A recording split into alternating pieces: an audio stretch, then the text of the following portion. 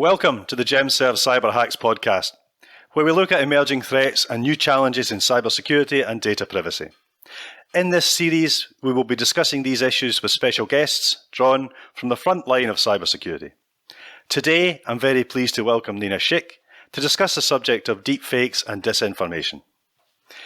Nina is a distinguished researcher, author, and broadcaster with a deep specialist knowledge in this area. Her latest book, titled Deepfakes and the Infocalypse, What You Urgently Need to Know, provides fascinating and chilling insight into the threats posed by deepfakes and their malicious use by bad actors. Nina has spent a number of years as a senior advisor to political leaders on this topic in the US, UK, and at NATO, including a period advising Joe Biden prior to the successful 2020 election campaign. Now President Biden, of course. Hello and welcome, Nina. Great to be here, Adam. My first question is an introduction to the topic, really. I was fascinated by the concept of processing fluency, which I think is very important, and the way our brains process visual imagery. I think you raised that in the early chapter of the first chapter of the book. And the book gives a very succinct summary of the history of image manipulation. Can you say a little bit about that, just to add sort of context? Yeah, I mean, processing fluency is the idea that we are actually hardwired as humans to want to believe something when it looks like it should be right, when it looks like it's correct. And of course, that means that for as long as imagery has been around, humans have been always finding ways to manipulate it. If you look at the history of early photography and photographic manipulation, one of the kind of forebears of that was the Soviet dictator Joseph Stalin, under whom an entire cottage industry developed to manipulating the historical record through photographs. So as he went through his great purges of the 1930s, and literally his enemies were disappeared one by one, there were these Soviet craftsmen who would go back and take them out of the visual record by removing them, or the word was unpersoning them from photographs. Of course, what has happened over the course of the 20th century and 21st century is that technology has consistently made it easier for the visual record to be manipulated. So just as the Soviet Empire was collapsing in 1990, that's when you had the release of the first mass market software editing program, Photoshop. Yeah. And even now, 30 years later, when so many images are retouched and photoshopped, we still often look at an image and think it's real. You look at the front cover of a magazine and you think the model actually looks like that, or the actress actually looks like that. Indeed. And of course, since Photoshop, there have been many more applications. It's much easier to do it with Instagram filters, smartphone apps. So it's consistently become easier. But now what we are about to enter with the age of synthetic media is something entirely different from anything we've known in the past, because now we're entering an era where artificial intelligence can actually manipulate the visual record. And not only that, but recreate media that looks so authentic that we as humans won't be able to tell whether that piece of media, image, video, is authentic or not. Wow, that's amazing. And we'll come on to deep fakes in a moment, but can I ask, how would you like to introduce our audience to the core concepts of misinformation, disinformation, and the information apocalypse, the term you coin in the book? Can you navigate that for us? That would be fantastic. Yeah, I think the background context of what we're discussing here is really the paradigm change when it comes to our information ecosystem. And it's rooted in the transformational technology of the information age. And the three kind of main factors of that are the internet, the smartphone, and social media. They are the cornerstones of this single global information ecosystem that's come into being really over only the past 35 years. And it's really difficult to even overstate how fundamental this ecosystem has become to the course of human history. My own background is in geopolitics, and I think this single information ecosystem is going to become, already is, one of the single most geopolitical events in history, primarily because it encompasses everything. So every part of human experience, every part of human enterprise will soon be unfolding within its confines. The only way you'd be untouched by this is if you lived an existence that was completely cut off from the rest of the outside world. So we're literally talking about, being one of the last members of one of the last remaining tribes in the deep heart of the Amazon. For everyone else, the trajectory is clear. You're either already living within this ecosystem or you will be soon. 3.8 billion people, right? Half of the world already plug into this ecosystem using mobile internet. And over the next 10 years, the other half, we're predominantly going to be in Africa, and Asia will be plugging in too. And whilst the utopian dream for the early pioneers of the technology that built this was that this ecosystem would be this unmitigated good for humanity, what's become abundantly clear, especially over the last decade, is that it has a darker side too, not because the technology is inherently bad, but because this technology is just an amplifier of human intention. So just as it's amplified some of the best parts of the human condition, it has undoubtedly amplified some of the worst parts of the human condition, which has manifested this profound crisis of mis and disinformation we face today. And this, I think, is an evolving and dangerous ecosystem, becoming increasingly untrustworthy. I call it the infocalypse. Yeah, fantastic. Let's dive into some of the case studies around the bad actors that you raise in the book.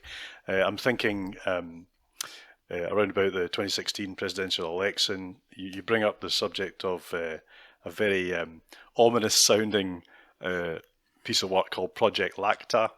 Could you talk to us about some of the geopolitical bad actors in that space? That would be great. Thank you. Well, my background is in geopolitics, right? So for me, it was very, very interesting, even though disinformation and misinformation are as old as the human society as well, right? They're inherently human conditions. There's always going to be bad actors. But what's very interesting is how the technology of the information age has allowed bad actors to have far more reach. And when the invasion of Eastern Ukraine and the annexation of Crimea by Russia was happening in 2014, I found it fascinating to see how one actor, which is always geopolitically punched above its weight because of its expertise in disinformation operations, the Soviet Union, now Russia, started to see how this new information ecosystem could be utilized to its own benefit. And one of the things that they started doing very, very early on, starting in 2013, is that they set up this agency called the IRA, the Internet Research Agency, to think about how they could game social media to their own benefit. And we now know, it's become a very contentious issue, of course, in US politics, that there was Russian interference in the 2016 election. What was really interesting for me is that they actually cultivated those operations for many years. So the social media operations began in 2013. And the aim of the social media operations using Facebook, Twitter, and Instagram was to drive discord into American society. So to play identity politics. And the very interesting thing about it was that although there's this conventional narrative that perhaps only, dumb Trump voters on the right were targeted, actually they were playing the entire spectrum, and there was a disproportionate focus on the left, and they were targeting the African American community, especially to make them feel disenfranchised from the rest of society so that they wouldn't go and vote in the 2016 election. So Project LACTA was the disinformation operations. And I'm aware of the study that I know Rennie DiResta, I think it was at Stanford at the time, did quite a deep dive on the attempts to Democrat voter suppression. But did you see the operation spawn from that? I mean, the complexity appears to have been layered from what I've read. Could you say a little bit more about where they took that? Because I think there was a kind of, I know you raised in the book, there was a kind of three-pronged structure to their effort. Yeah, so they essentially, if you looked at their information operations against the United States in the context of the US election, one was hacking the actual voting infrastructure. The second was this social media operations, Project LACTA, so driving tribalism and identity politics and discord through the use of social media by posing as these authentic Americans, right? By posing in groups and communities to basically make people feel proud in their distinct identities. And once you build up the identities, to then inject these groups with sporadic and often legitimate political grievances so they wouldn't go out and vote. And the third prong was through more kind of traditional hack and dump cyber operations. And that prong ended out being very, very effective because it was the kind of WikiLeaks dump in 2016 that led to this conspiracy of Pizzagate, which has now spawned 5 years later, into the first global cult of conspiracy in the form of QAnon. Can we talk a little bit about deepfakes, AI, and synthetic media then? A little on perhaps the commercial incentives around the development of synthetic media. There's a statistic you bring out in the book from Synthesia around the sort of next 3 to 5 years, and in their judgment, sort of 90% of all media will be synthetic. It's just, it's an amazing statistic. Can you just talk a little bit about, where you see the commercial incentives there for that race to development? The commercial incentives are going to be huge. And I think that quite often, at least in the public debate, you come at this issue of synthetic media from deepfakes, right? But this is so much bigger than non-consensual pornography or celebrity face swaps. This is something that's going to transform the future of human communication, and I think the future of all media production. The quote, that statistic from Synthesia, that in 5 to 7 years time, 90% of all video content online could be synthetic, is punchy, but it shows you the direction of travel, right? AI is increasingly going to be used to create all content in the future. And that's going to democratize content production for everybody. You're talking about the same level of video effects that today are only viable by a very well-resourced actor like a Hollywood studio, multi-million-dollar budgets, teams of special effects artists. And you're saying that, basically a YouTuber will be able to do that by the end of the decade and will be able to do that at scale. So what we're talking about with synthetic media is the transformation of entire industries, from entertainment to advertising to fashion. So there's going to be huge commercial incentive. And that's why it's interesting to see that since kind of synthetic media and deepfakes started emerging, less than, barely 3 years ago, now we have over 150 startups who are working in the synthetic media generation space. You have Synthesia, which is a company working on just corporate communications. They basically work with Fortune 500 companies where they allow CEOs to, with the click of a button, generate synthetic video of them speaking in multiple different languages so they can communicate to markets across the world, right? You have another company like, I forget what they're called, but they're based in California, and they basically create synthetic models who are already available for use in advertising campaigns. So there's going to be huge commercial incentive. But of course, yeah. And another example is how it's going to change the future of advertising. You're going to see the emergence of personalized synthetic advertising, right? Personalized marketing based on data, collected data and its analysis is already so successful. So in the next 10 years, you're going to be, forget about being targeted by personal commercial content. You're actually going to have content that's specifically tailor-made for you by AI. So it's hard to underestimate, I think, the vastness of the paradigm change when it comes to synthetic media. It's much bigger than just deepfakes. Deepfakes is the malicious application of synthetic media, but there are going to be many legitimate uses of synthetic media as well. So one of the statistics you bring up in the book about the sort of wide, insidious nature of it, for example. 5.3 billion people plugged into the internet, social media and information environment by 2023, I think is one of the more chilling statistics that you bring out. So, just how do you see the spawning of it, over the next year, 18 months? Do you see a deliberate pattern emerging to target, populations of that magnitude?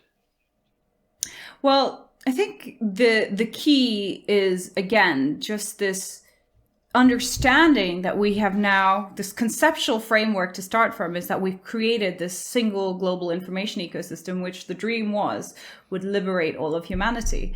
And instead, we're seeing it has very, very dark underbelly as well. And pretty soon, within the next decade, almost all of humanity is going to exist in this. So we now have created this kind of wild west, terra incognita, where there are no rules, anything goes, and we're facing this information overload, because I think the key problem with this information ecosystem is that there's hardly any safeguards in place to differentiate good from bad information, right? So we're facing sways of disinformation and misinformation, and we're seeing the pernicious effects of that, not only kind of at the geopolitical level or within national politics, but we're starting to see the real impact it has on businesses, the threats it brings to every individual person. So I think that the starting point in terms of like how this is going to evolve is simply the understanding that we are facing a paradigm change here, and we all exist within this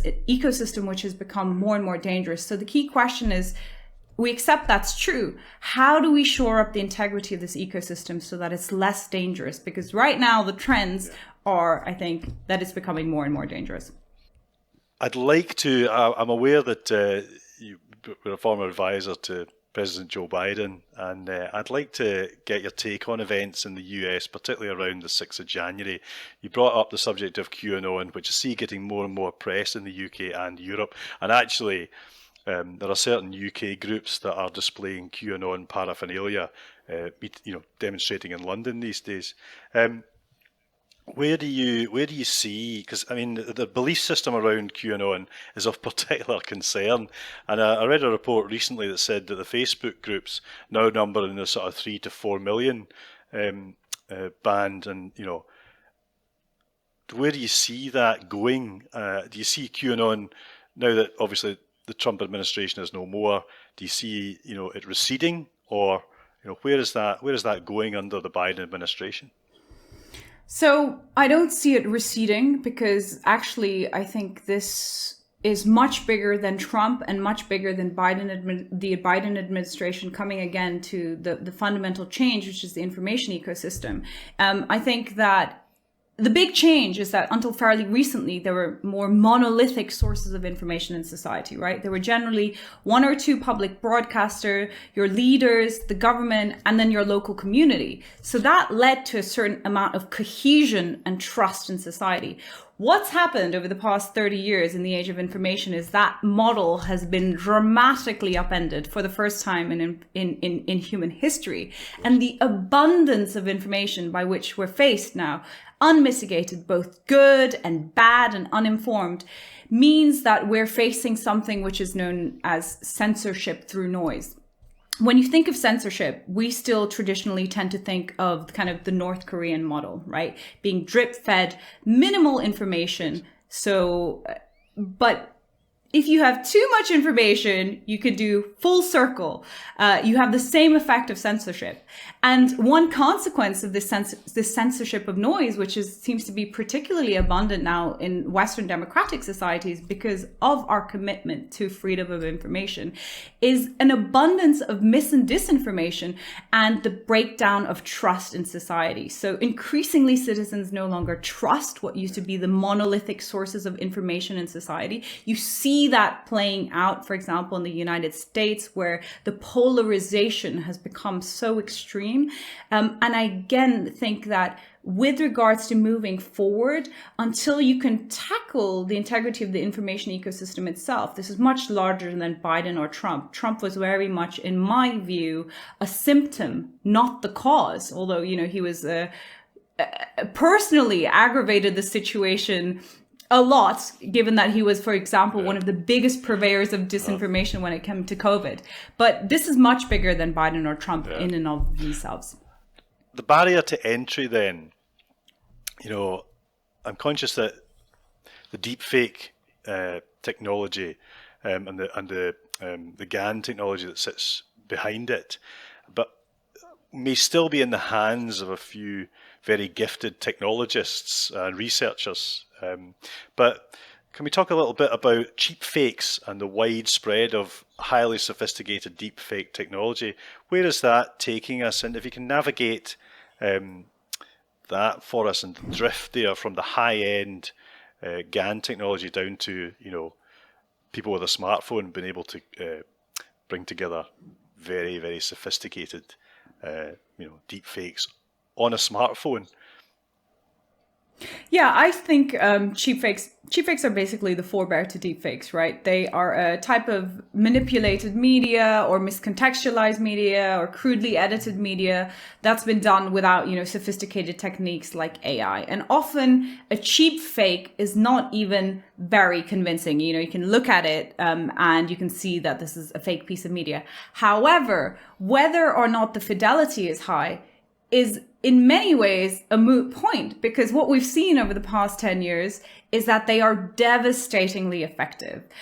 You see that at the level of geopolitics, where, for example, in places like Myanmar, cheap fakes, when this society, which was basically cut off from the internet, became open to this information ecosystem almost overnight, and Facebook became synonymous with the internet there. Cheap fakes, which were spread on Facebook, basically led to this process whereby the ethnic cleansing of the Muslim minority Rohingya started in 2017. So it's been already proven to have such devastating effects. It's not only happening in non-Western parts of the world. You mentioned January the 6th, the Capitol raid in the United States, and that was in large part driven by cheap fakes which were actually amplified by the then president of the United States, where he showed authentic video, for example, of election voters counting votes. But he was saying that this was evidence of tampering, right? Votes being thrown away, evidence of his myth, his disinformation, that somehow the election had been subjected to widespread voter fraud.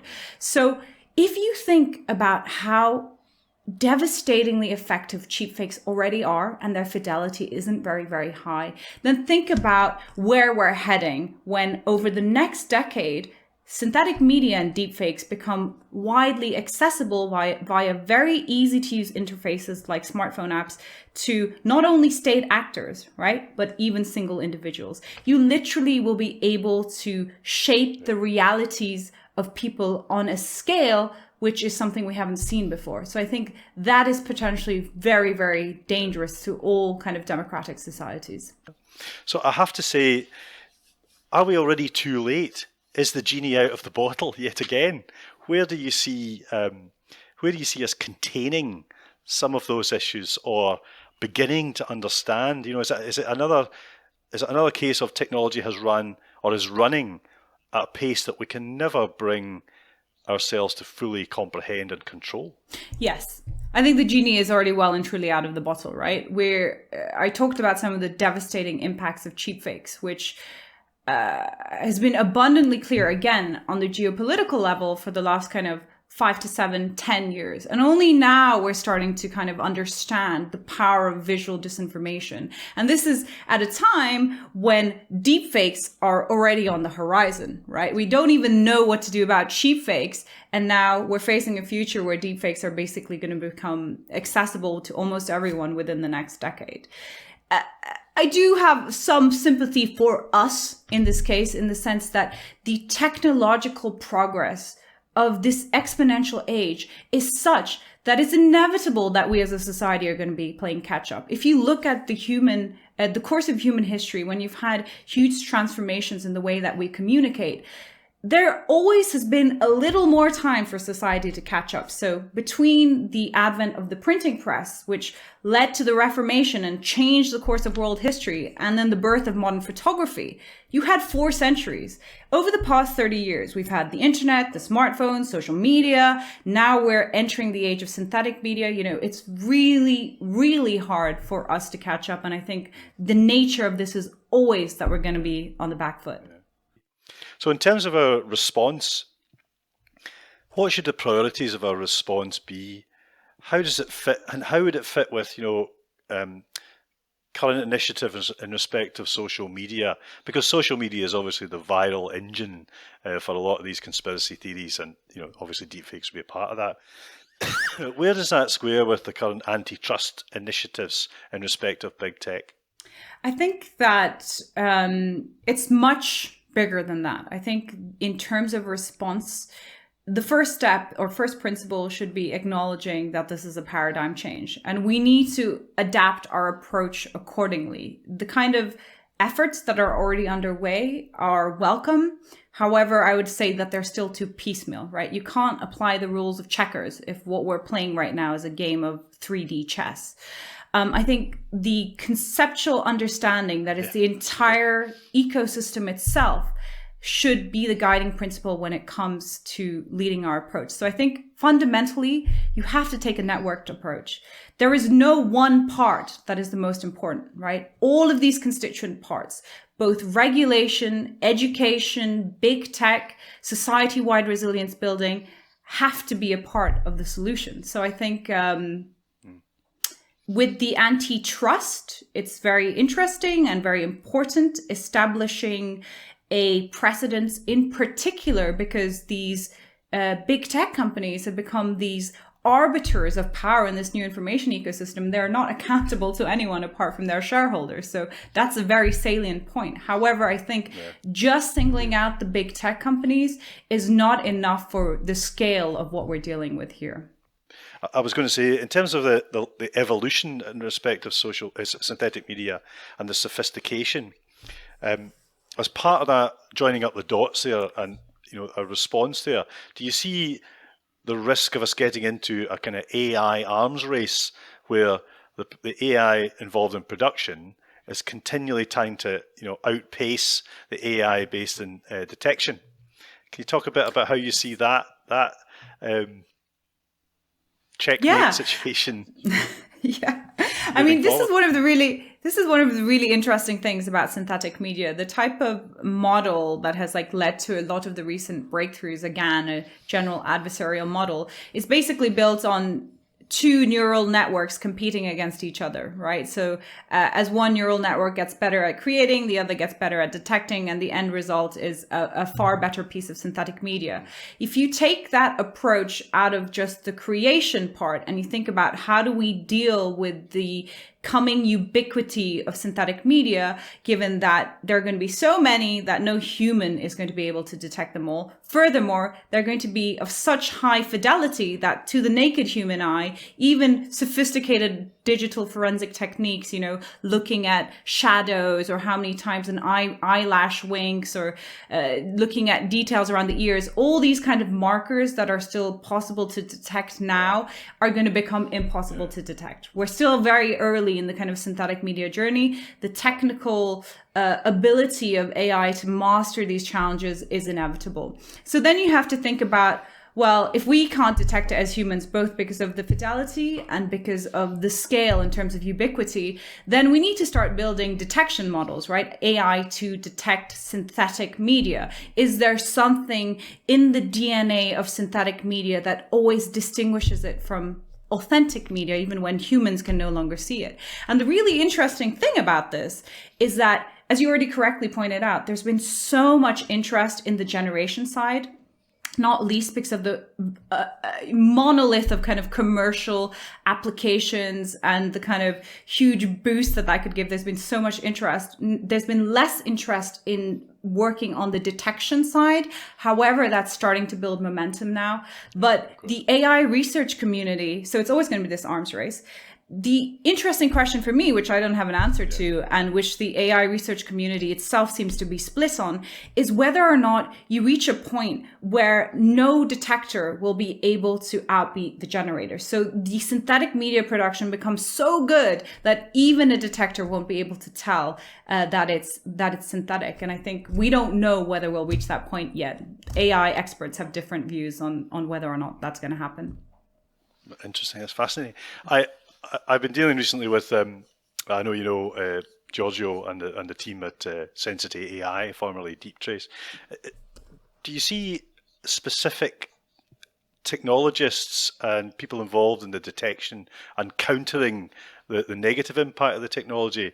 Do you see particular lights or green shoots in that area that you'd particularly want to call out? I know you do call out deep trace in the book, but maybe you could navigate the sort of path that's being forged at the moment by technologists that are kind of at the front line of detection.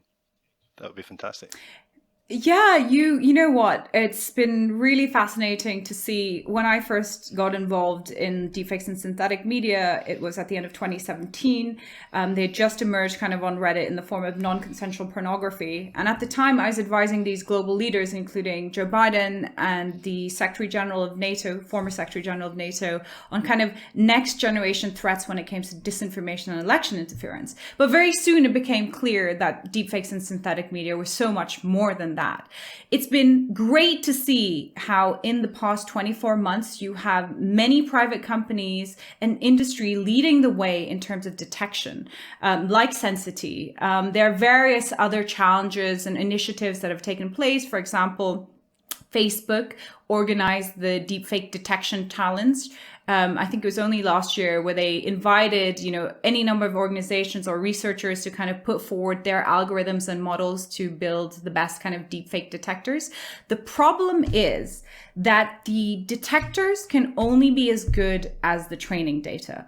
And because there is no one monolithic way to create deepfakes, in order to have the best detectors, you need to have the biggest data set possible in terms of the synthetic media you train your detection model on. Because a lot of these private companies and initiatives like the one led by Facebook, which come out with stats like, okay, our detection model is capable of 90% accuracy when it comes to detecting synthetic media. That's only true for the training data that they've been trained on, right? There's not going to be a universal one-size-fits-all detector that you can put out there that will detect 90% of kind of the synthetic content that's going to be in the wild when it's ubiquitous. So I think there's always going to be this challenge in terms of detection. And companies like Sensity, which are, I think, really forward-looking, trying to get into this space, even before this has become the massive problem it is inevitably going to deserve, I think, a lot of funding and support. By the way, it's really interesting to say that aside from these private companies which are starting to spring up on deepfake detection, the first program that I knew of was at DARPA. Right, so the U.S. military. So it's the future of, with their Metaphor program, where they basically try to build a platform where they can kind of detect all kind of media, synthetic media, in like a real time, be able to tell whether or not that content is authentic. So the importance of this as a national security issue has been leading some initiatives by government and military, which I'm sure exists in more than one country around the world. Yeah. Well, that brings me nicely on to the final point I wanted to discuss, and taking what you said there around the building blocks of a united response, a much wider response, and hoping that counter technology will solve the problem for us. I know you draw out the example of Estonia, in the latter stages of the book, fighting back. Can you just talk to us about how you see that as a model for other governments to get to grips with the issue? Yeah, I had to kind of try to find a good example in, what seems like a very difficult space in terms of combating this monumental challenge. And I chose Estonia because they have traditionally been very, very strong in terms of fighting disinformation, not least because as a former part of the Soviet Union, sitting right there on the border, they've been subjected many times to kind of Soviet disinformation efforts to undermine the state. And what they've done very well, which is I think a starting point for everyone, is that when it comes to resilience building, it needs to become a society-wide priority, right? And cybersecurity is at its heart. So the first line of defense. And I know that often cybersecurity is still thought of as something that's a department at a company. But I think it's increasingly evident that security teams are more than that. They're not just a company. This is not just a company level problem. It is a priority of is an essential priority of every modern society that exists in this information ecosystem, right? So if you work in the security industry, in many ways, I think you're a pioneer, because fundamentally your work is taking place in this new ecosystem, which is essentially shaping the future of humanity. And you serve a fundamental purpose in society. You're the first responders. And then, like Estonia, you think about building your defenses like a medieval fortress. So you have the moat, the outer walls, the inner walls, and thinking about other layers of human security to start building resilience. And that means better regulation, updated legal frameworks. Can we get in place supranational non-proliferation treaties on disinformation? Because that is the ultimate and hardest challenge when you start adapting this to not just one nation state. Exactly. The technical solutions which we've already touched upon, both in terms of detection capabilities, but also in terms of building frameworks for media provenance, digital literacy, and education. So there is no one single silver bullet. And finally, my final point, obviously as a person and a professional in this space of disinformation management and risk mitigation, you obviously have quite a profile online yourself. So what kind of steps do you take in terms of preventing your own output being used, maliciously, for example? You know what? I'm going to throw this back at you as a cybersecurity professional and be like, And you know what's really lacking? There is no service for individuals right now. All the solutions out there are usually enterprise, apart from, the basics that you can do. But I think it's increasingly going to become important for individuals to protect their persona in the same way that a company has its own security systems in place. And I haven't seen anything out there that exists, but as somebody who does have a public profile, apart from taking the basic steps and, I'm not a technical person, but taking kind of basic logical steps, it's really difficult to find a solution that's a bit more encompassing. So maybe there's a market opening there for cybersecurity professionals. Yeah, well, we're having those conversations, but as you say, that the counter strategies they are nascent. That we are feeling our way there.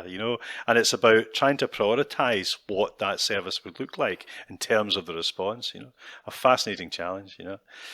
Nina, it's been wonderful to speak to you today. Thank you so much. I really appreciated it, and I'm going to hand over now to my colleague Natasha, who's going to call out some of the privacy issues associated with deepfakes. Thank you so much, Nina. Thank you, Adam. Really enjoyed it. Thanks for having me.